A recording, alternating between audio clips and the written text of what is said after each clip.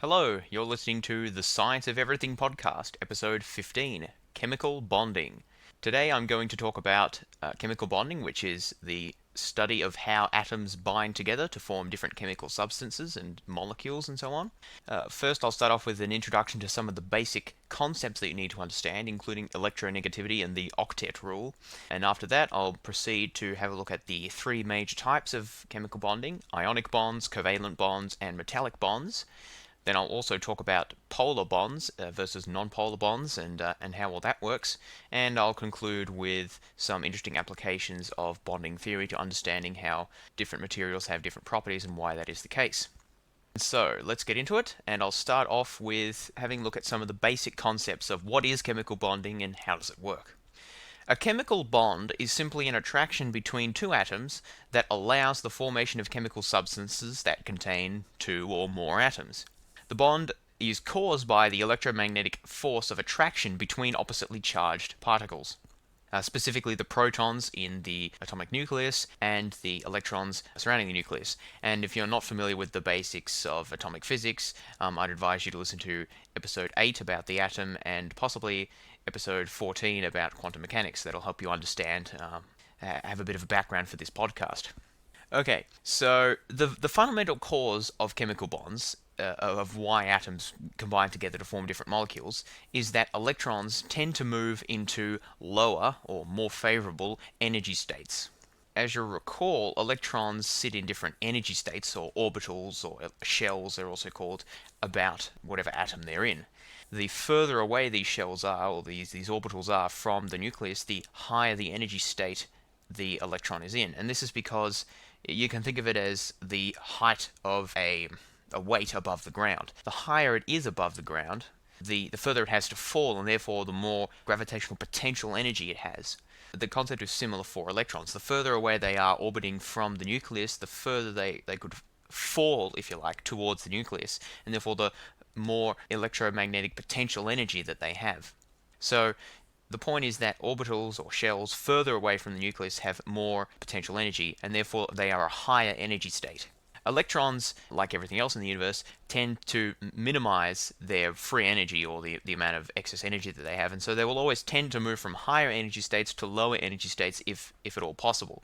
However, because of the Pauli exclusion principle that we talked about in podcast 14, it's not possible for more than two electrons to occupy the same orbital around the nucleus. And so if closer orbitals, that is lower energy state orbitals, are all filled up with electrons, then then additional electrons have to move to higher and higher orbitals, and therefore orbitals having more and more energy. However, electrons can sometimes get around this problem if the atom that they are part of comes close to another atom that has unoccupied orbitals closer to its nucleus. So you can think of it as if the electron moves from a higher energy level in atom 1 to a lower energy level in atom 2. Or sometimes it doesn't move completely from one atom to the other, but it sort of forms a hybrid orbital between the two atoms. And I'll talk more about that in a bit later when I talk about the different types of bonds. But the basic point is that the fundamental cause of chemical bonding, of why atoms clump together to form different molecules and substances, is because these electrons are seeking the lowest possible energy state. And if you move atoms close to each other, then that lowest possible energy state may be in the other atom, or somewhere in between the two atoms, and not necessarily in the original atom that it was in. And when this happens, both atoms, or it could be more than 2, 3, or 4, but let's just say both atoms are now attracted to that negatively charged electron because of their positively charged nucleus, and that their mutual attraction to that electron keeps the two atoms together. So you can imagine it as if there are a couple of electrons in the middle and one atom on either side of those electrons. So these electrons in the middle came from, let's say there are 4 electrons in the middle, in between these two atoms. And these 4 electrons originally, 2 of them originally came from the left atom, 2 of them originally came from the right hand atom. Having lost 2 electrons each, both of these atoms are now actually ions. They have a charge of positive 2 because originally they were neutral, now they lost 2 electrons, so they're positive 2. So they're positively charged, each of these atoms. And so both of these atoms, or ions, are now attracted to the negatively charged electrons in the middle. And so because they're both attracted to the electrons in between them, they're sort of both attracted to each other, or at least they both clump together, and they form what we call a chemical bond between each other. So we can see from this general principle that chemical bonds are fundamentally caused by electrons seeking more favorable energy states, which in turn leads to the formation of partial or total ions out of the atoms from which they came, from which the electrons came, and this formation of partial or total ions in turn leads to electromagnetic attractions between electrons and those positively or negatively charged ions, and that causes the atoms to, or now the ions, to clump together and to form bonds with each other. Okay, so now I'll get into some more specifics. There are three main principles that I've identified, and I think it's a good way of organizing the field. Three principles that help us to understand when and why chemical bonds form. These are electronegativity, paired versus unpaired electrons, and the octet rule. So I'll go through these one at a time. Electronegativity is a very important concept. And electronegativity is a chemical property that describes the tendency of an atom to attract electrons towards itself, or equivalently the tendency to form negative ions. So obviously if the atom is attracting electrons, it's going to get extra electrons, and so it will become negatively charged, a negatively charged ion. That's called an anion. An atom's electronegativity is affected by its atomic number and also the distance of its valence electrons. The valence electrons are the electrons in the outermost shell, and also the distance of those electrons from the nucleus of the atom.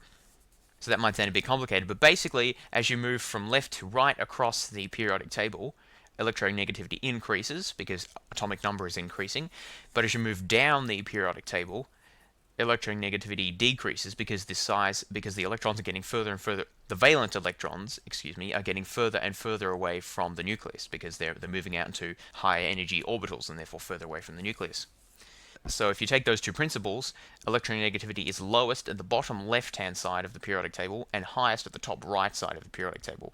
Fluoride is actually the element with the highest electronegativity, and oxygen is about number 2. That's why oxygen is very reactive, because it has a very high electronegativity.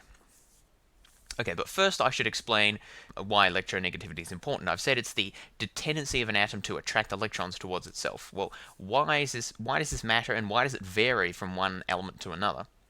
The reason this is important is because electronegativity plays a massive role in most chemical bonding, as you would perhaps have imagined. Because suppose you have an element with a low electronegativity and then an element with a high electronegativity, and suppose you bring those two atoms of those two elements together.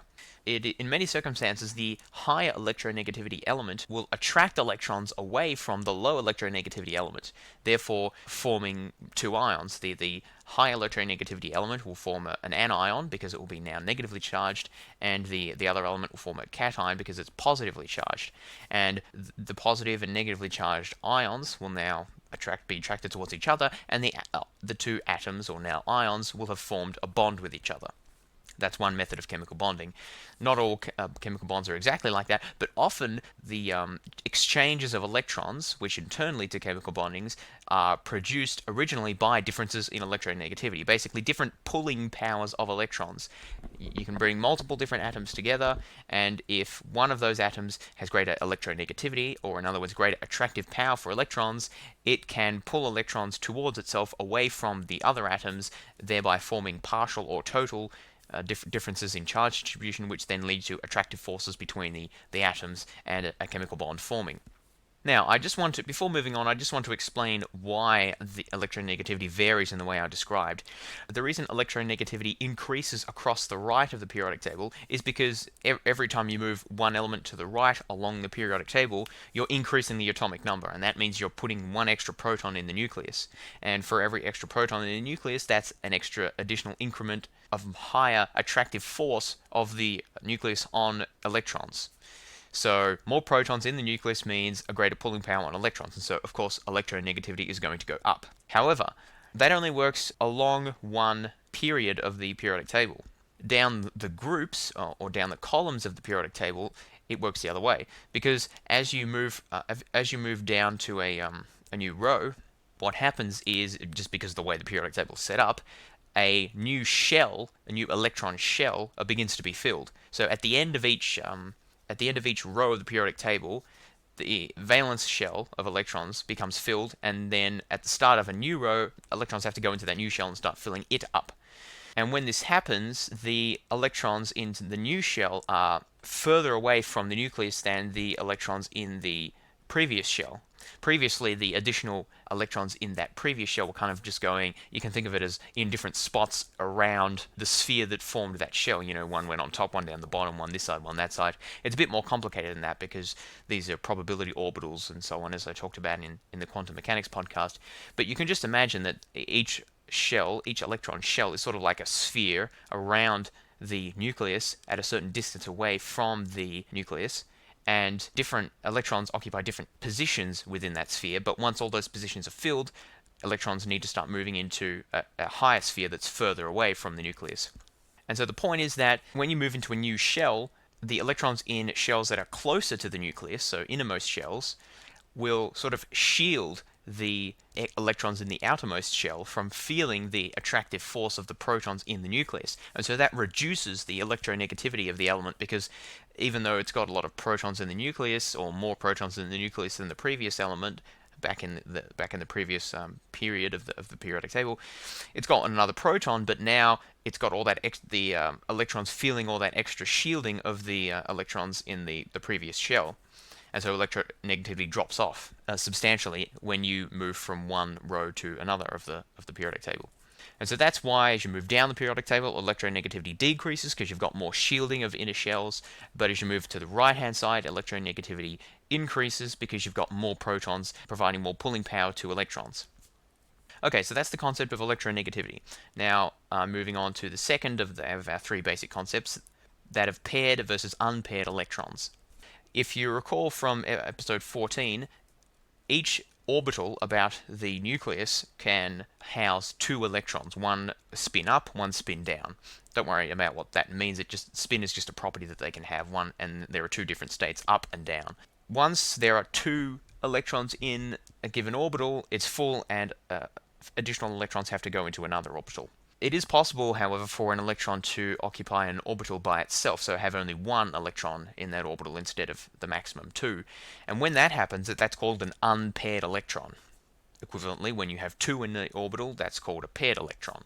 Now, it turns out that when you do all the quantum mechanical calculations and whatever else, and work it all out, paired valence electrons are much more stable than unpaired valence electrons. So when you have unpaired valence electrons, they tend to become paired or to pair up with other unpaired valence electrons in other atoms. They can't pair with valence electrons in the same atom because that would disrupt the states of the different electron orbitals, but they can pair up with valence electrons in other atoms that are close enough by.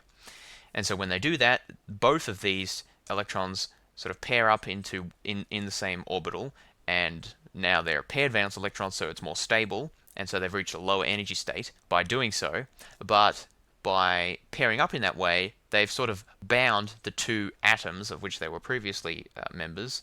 They've bound them together because they're sort of in the same orbital. What they actually do is they form a sort of a hybrid orbital that goes around both of the atoms that were previously separate. And so because both of these, each of the electrons is now associated with both atoms, not just one electron with one atom and one electron with the other atom as it was previously. And so because both atoms are now attracted to both of the electrons, the atoms are sort of both attracted to each other as well. And so that forms a chemical bond between the two elements. And so electronegativity we saw was an important cause of many bonds because one element sort of steals electrons completely or partially from another because of high electronegativity. And now we see that having unpaired electrons is another important cause of chemical bonds because electrons tend to pair up, having two in any given orbital instead of only one. And when they do that, when they pair up, the respective atoms that they're in tend to form a bond with each other. And the final principle that I'd like to talk about is called the octet rule. Octet just refers to 8, so it's kind of the 8 rule, or the rule of 8s. And this rule simply states that atoms or elements tend to be most stable, when they have 8 electrons in their valence shell, or in their outermost electron shell.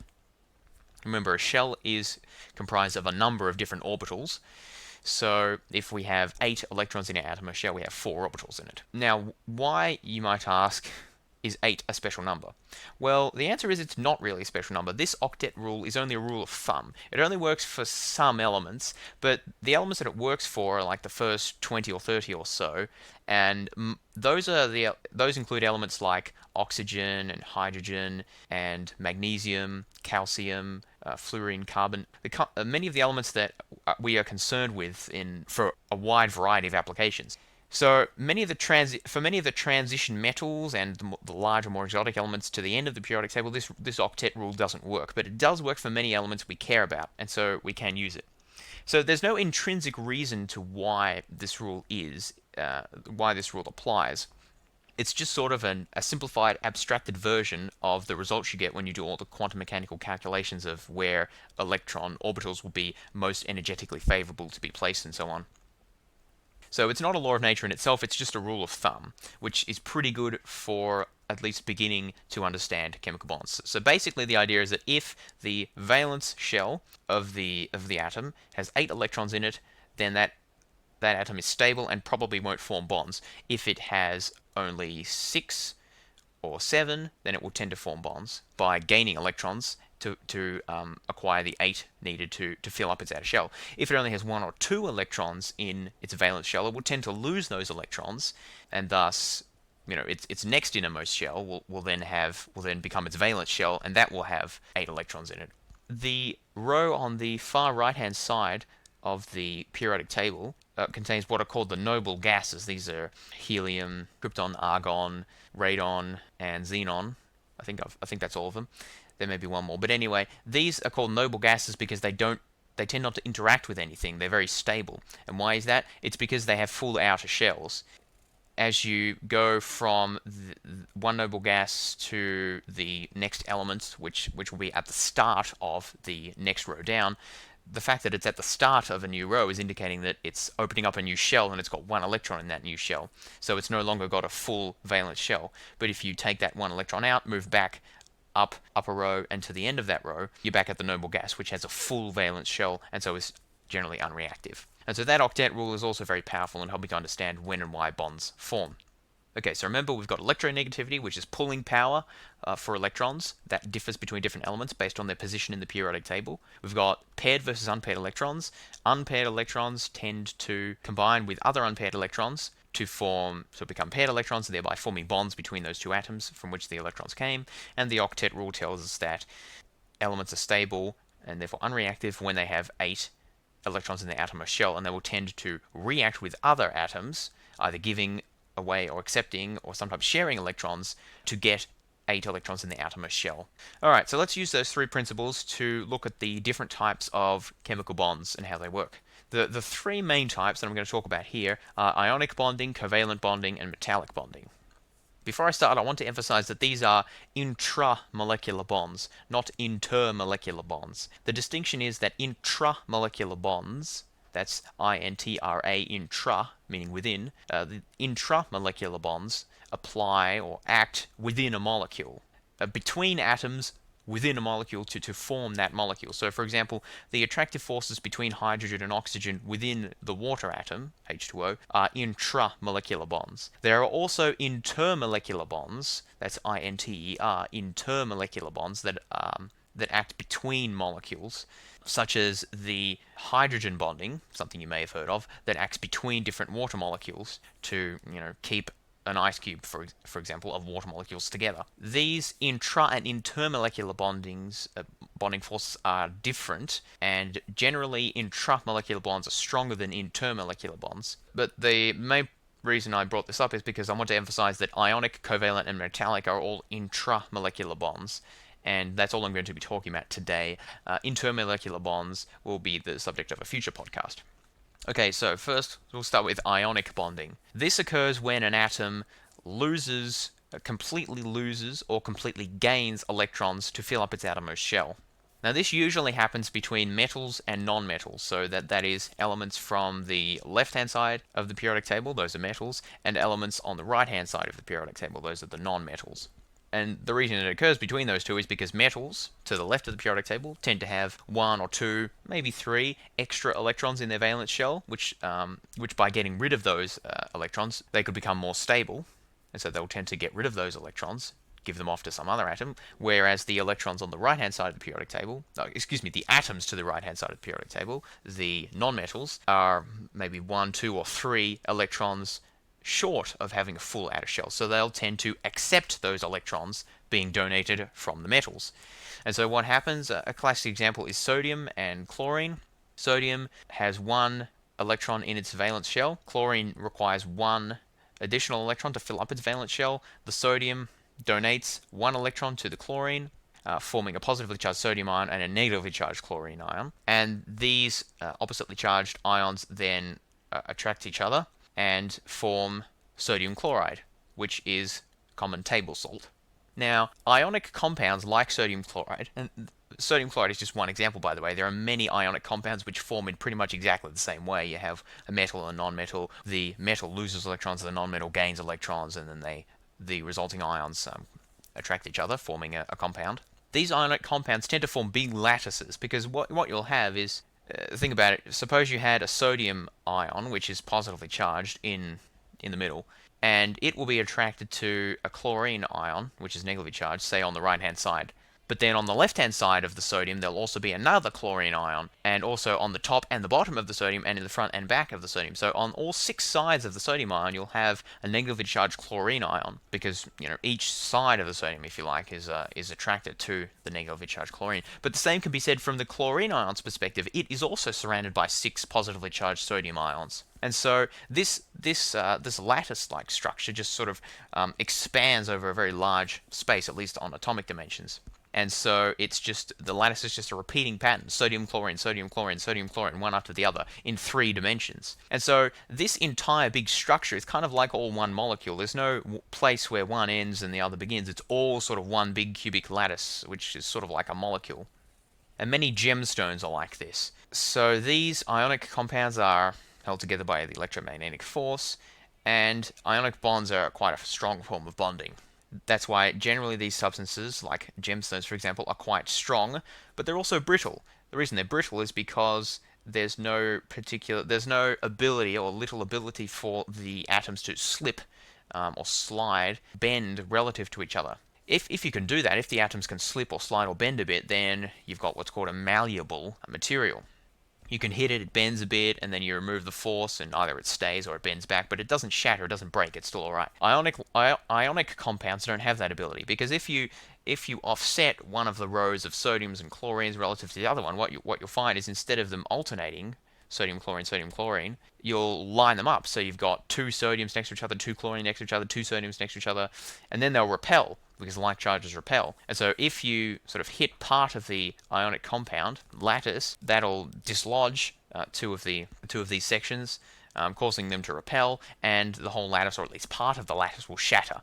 So the bonds are strong, so the lattice is strong the crystal lattice is strong so long as it's still whole, but if you hit it hard enough or in the right spot, it can shatter, and so it's very brittle. This is sort of like a diamond, although diamonds are actually not ionic bonding. That's actually a different form, but the general properties of a diamond, strong and brittle, are characteristic of ionic bonds. And so, for example, substances that are not brittle or particularly strong, like metals, which are malleable, or wood, or other things like that, or even biological flesh, these are not formed, at least for the most part, these are not formed from ionic bonds. That's why they do not have those properties. Okay, so that's ionic bonding. The next form of bonding that I want to talk about is covalent bonding.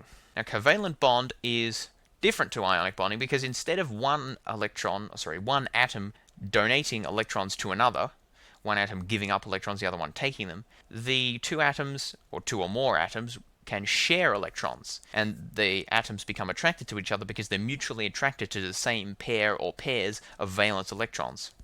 And so this occurs, for example, in water, H2O. There is 1 oxygen atom and 2 hydrogen atoms. Each of the hydrogen atoms has 1 valence electron, and so the hydrogens will be more stable if they are able to gain an additional electron. Not only will this fill up their outermost shell, but it will also eliminate the unpaired electron, which will then become a paired electron. Both of those are will increase the stability of the hydrogen atom. I should just point out in parentheses that the octet rule only applies to the octet rule does not apply to the innermost shell. There are many different shells that electrons can fit into. The innermost shell, the very first shell, only has a capacity of 2 electrons, or 1 orbital.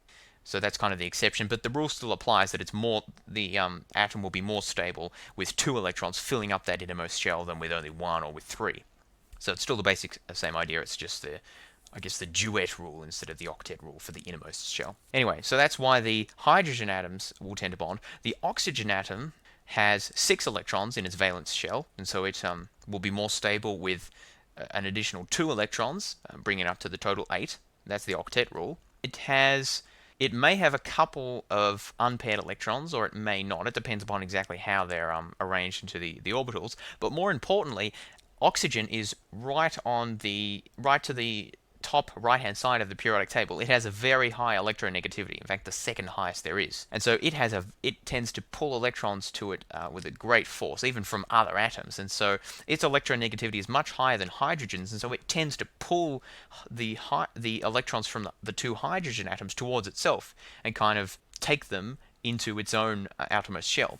But it doesn't completely take them, it doesn't completely strip them away from the hydrogens, because the hydrogens the hydrogens will be most stable when they have 2 electrons in their outermost shell, not no electrons. So hydrogen stability is maximized when they have 2 electrons in their outermost shell, and oxygen stability is maximized when they have 8 electrons in their outermost shell. So all 3 of these atoms are in effect trying to take the electrons from the other atoms there, but obviously they can't all take them completely.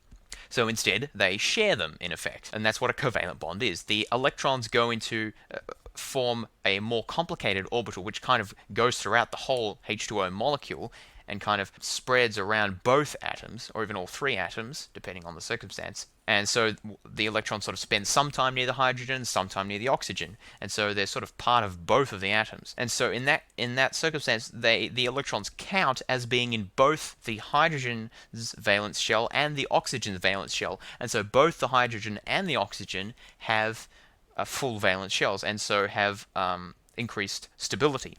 And when I say increased stability, that's just another way of saying lower free energy. The electrons have moved into a lower energy state, which is preferable, and so they will tend to do that. And this kind of covalent bonding it doesn't happen just in water, it happens in a wide variety of different substances, particularly organic substances. Carbon is king of covalent bonding because carbon has 4 valence electrons, which means it can either lose 4 electrons or more commonly gain 4 electrons in order to fill up its valence shell. Now 4 electrons is a large amount to lose or gain, so it can form lots of bonds, more than most other elements can. And because it can form lots of bonds, it can make lots of different materials and interesting stuff, and that's why carbon's so important. But I'll talk more about that later in another podcast. The main point is that covalent bonding occurs mostly between non-metals, because when more than one different type of non-metal try to are brought together and form a bond. And this is because the stability of both of the atoms, or of all of the atoms, will tend to be increased by gaining electrons, but they can't all gain electrons outright at the same time because there's not enough of them. And so what they tend to do is share them in this covalent bond. Now, unlike ionic bonding, covalent bonding does not form big lattices because there are no distinct ions created in covalent bonding, and it is often not a symmetrical process. So in the H2O molecule, you've got the oxygen sort of in the middle and 2 hydrogens sort of on either side. There's no way where you could have an additional sort of oxygen on the other side of one of the hydrogens and then another hydrogen there. It just wouldn't work. The orbitals would sort of interfere with each other, and that would not be a stable arrangement or an energy minimizing arrangement. So it's not symmetrical in the way that an ionic bond is, where you can just have a big lattice with 6 neighbors of the opposite charge and 6 neighbors of the opposite charge on that, and so on. So covalent bonds form distinct molecules, which are separate entities. And the water molecule is an example of that. H2O, you can write a distinct chemical formula for that. There are always 2 hydrogen atoms and 1 oxygen atom, no more, no less. Whereas in, say, a sodium chloride compound, there's always 1 sodium atom for ion for every 1 chlorine atom, but the total number of atoms could be 4 to 4 billion, or many more. There's no real limit on that. It's still the same substance. But in water, it's always H2O, and that's the same for all covalent substances. They form distinct molecules with unique chemical formulae. And I should point out that this sharing of electrons doesn't have to happen with only one electron being shared or two electrons being shared between the two atoms.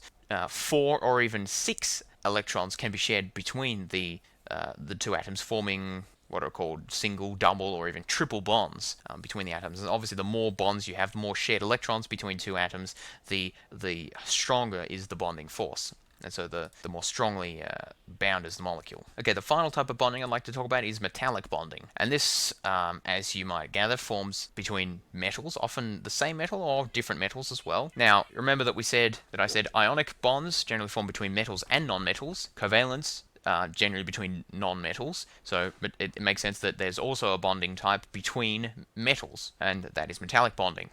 Now, once again, the nature of metallic bonding can be understood by the tendency of metals to give up or lose their outermost valence electrons, because they only have a couple, maybe 1, 2, or 3 valence electrons, and if they just lose those few electrons, they can achieve a full valence shell. Theoretically, they could gain 6 or 7 valence electrons to fill up that outermost shell, but that's much more difficult than just losing 2 or 1 or 2 or 3. So they tend to do that much more often. And so what happens is all of the metal atoms will sort of be trying to lose electrons at the same time, but none of the other metal atoms obviously will be accepting them because they're all trying to lose them. And so what happens is the electrons become delocalized, which means they're no longer associated with any particular atom or even a particular covalent bond, but they just sort of have an orbital that extends over many adjacent atoms together. So it's not even a specific covalent bond between, say, two iron atoms. The electron just sort of spreads itself out and moves around all throughout the lattice or the group of ion or whatever other metal it is, of iron, let's say it's iron molecules, iron atoms. And this is called delocalization. The electron becomes delocalized because it's not at any particular location. And so when the metal atoms lose their outermost valence electrons, they obviously become positively charged. And because they're all positively charged, they are all attracted to this sort of sea, as it's often called, the sea of delocalized electrons. Obviously, the electrons are negatively charged. So all of these metal ions are attracted to the sea of electrons, and so they're all sort of attracted to each other as well at the same time. You can think of it as like the metal ions are embedded in a sea of negative charge, and so they all kind of stick together in that sense. And so metallic bonding explains why metals are generally malleable and ductile. So you can hit them, you can bend them, you can draw them out to strings, and so on. They don't tend to crack and break like ionic substances do, like rocks. And the reason for this is because there's no set arrangement of atoms within the sea of delocalized electrons. It doesn't really matter if the atoms, if one metal ion is here or a bit over that way or a bit over this way, as long as it's within that sea. Whereas in an ionic lattice, it does matter. If you moved one ion just one spot over, it will be repelled by all its neighbors instead of attracted by them, and so that the lattice becomes unstable. It doesn't matter so much with metallic bonding. So it's much easier to bend and move around the metal than it is in an ionic lattice. And once again, there's no distinct molecule that's formed in metallic bonding. It's all sort of one big lattice. Okay, so now that we've gone through the three main types of bonding, I just wanted to talk about the distinction between polar and non-polar bonds, or polar and non-polar molecules. And this is important because it plays a big role in intermolecular bonds, which, as I said, I'll talk about in a future podcast. So if two atoms in a covalent bond are the same, then they have a sort of a reciprocal attraction, or a reciprocal attraction to each other. They're exactly the same. An example of this is oxygen. The air, you may know that the air is like 20% oxygen. It's not actually oxygen atoms, though. It's oxygen molecules, which is O2. Two oxygen atoms bound together. These are obviously, the two oxygens are the same, so there's no asymmetry there, there's no difference, and so that is what we call a non-polar molecule. However, if you have, for example, a water molecule, which is two hydrogens and one oxygen, there is an asymmetry there. There are different types of atoms. In this case, the oxygen atom has a much higher electronegativity than the hydrogen atoms. And so the oxygen will tend to, remember I said that the electrons sort of form an orbital around both hydrogen and oxygen atoms. But because of the higher electronegativity, the higher pulling power of the oxygen atom, the electrons will tend to spend more time around the oxygen atom than the hydrogen atoms. You can think of it as the probability cloud of the atomic orbital of the electron is much denser around the oxygen than it is around the hydrogen. So it's much more likely that you'll find the electron near the oxygen than near the hydrogen. And that produces what is called a partial electric charge, or a dipole, a partial charge of the molecule. It's not the hydrogen is not an ion. It hasn't completely lost its electron, but it's sort of partially lost it. And so it's got a partial positive charge because it doesn't have the electron as often as it should, in a sense. Whereas the oxygen has a partial negative charge because it's got more of the electron than it should. In fact, it's got more of both of the electrons from each of the hydrogen atoms than it should in our example of the water molecule. And so it's got a partial negative charge. And so this is what is called a polar bond. A polar bond just exists whenever there is a covalent bond between two or more elements with different electronegativities. Now, when you have, and that occurs, for example, in a water molecule, but does not occur in an oxygen molecule because they're both the same. They're both oxygen. Now, that's the difference between polar and non-polar bonds. But there is also a related but slightly different distinction between polar and non-polar molecules.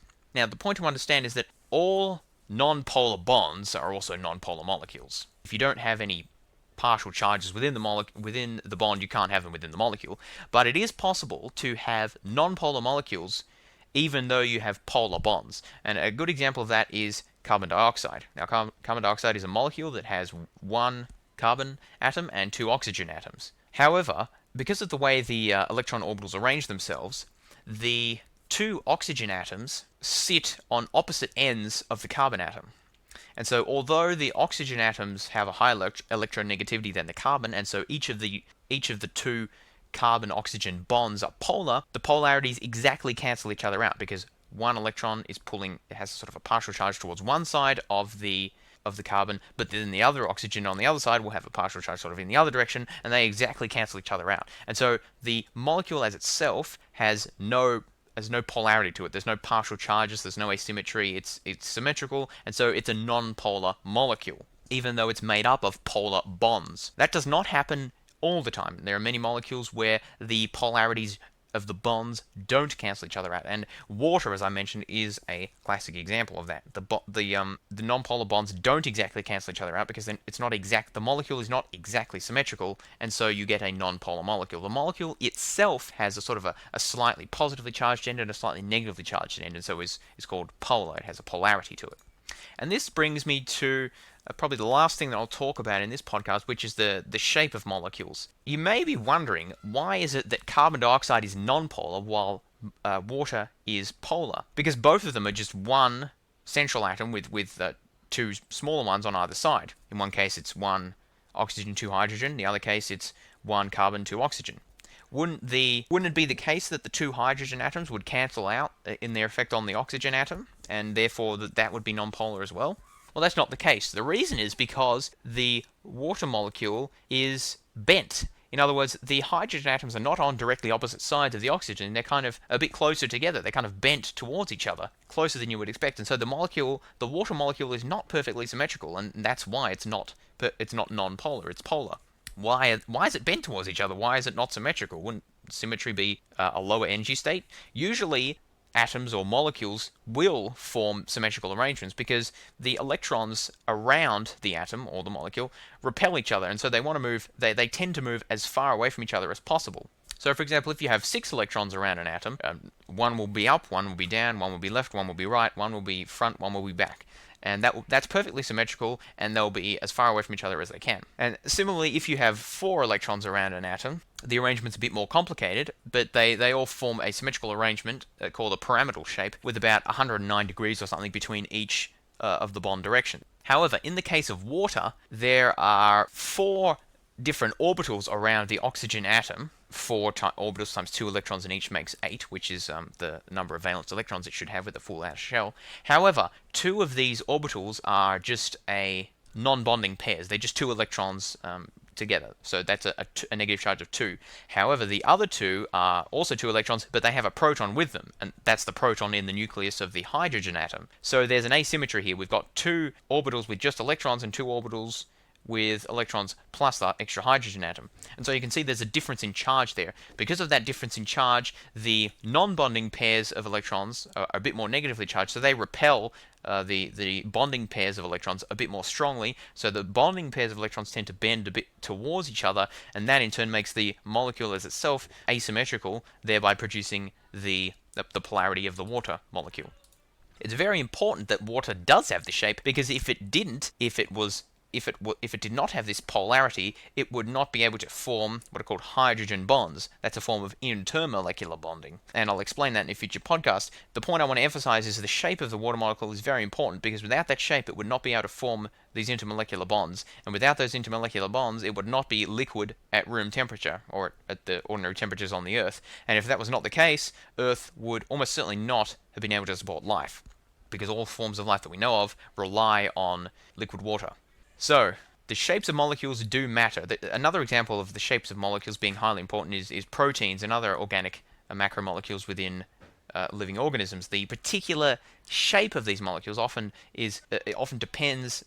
determines their precise function within cells, acting as a hormone or an ionic channel letting in different things into the cell, or as part of our immune system, recognizing particular pathogens or whatever exactly it's doing. The particular shape determines function, and the particular shape of molecules in turn is often highly impacted by the forms of bonding that make up that molecule. That is the ionic, covalent, metallic, and the polarities of the different bonds within that molecule. And so that's why it's very important to understand chemical bonds and how they form, why they form, and the different types of bonds.